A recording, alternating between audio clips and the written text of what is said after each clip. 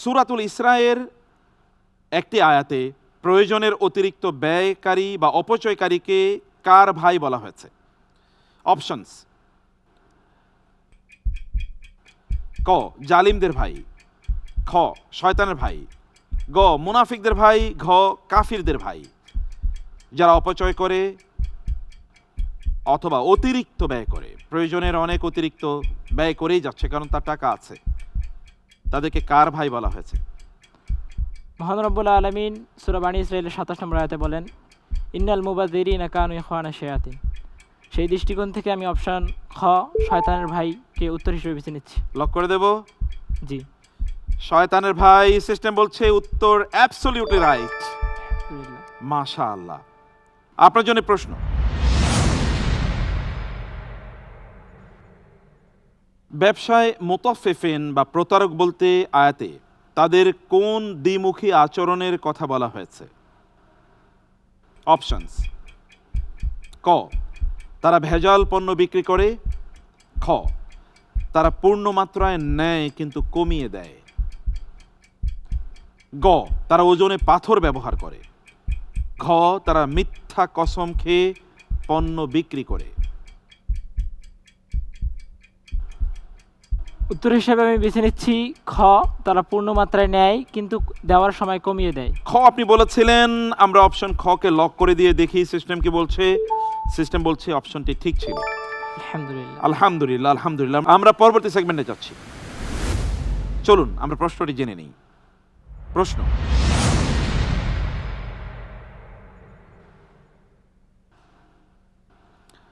সূরা আল বাকারার ২৬৯তম আয়াতে আল্লাহ তাআলা বলেছেন ইউতিল হিকমাতা মান ইয়াশা।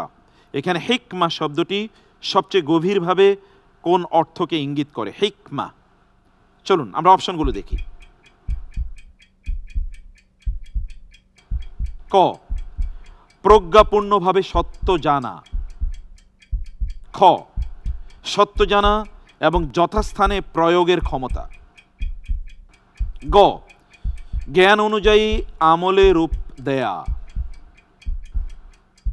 ঘ তর্কে জেতা এবং চমৎকার বাগ্মিতার দক্ষতা দেখানো।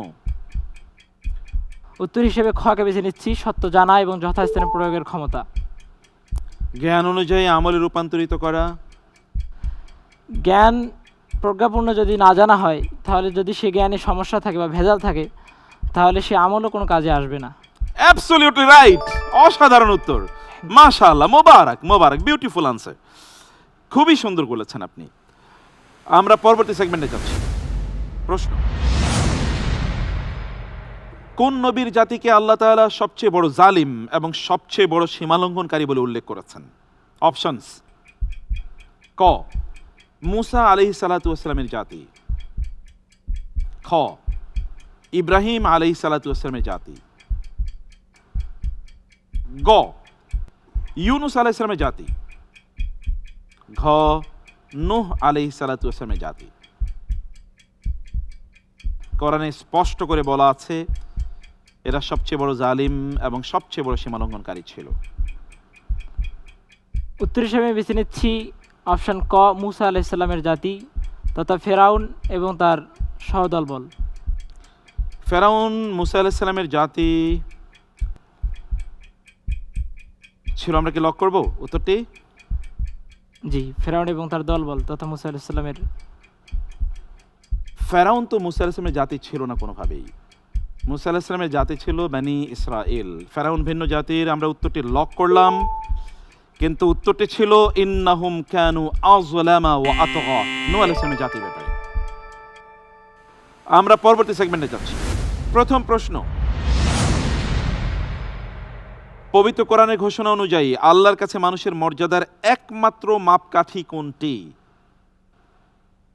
অপশনস: ক ইলম বা জ্ঞান, খ আমল বা কাজ, গ বংশ পরিচয়, ঘ তাকওয়া।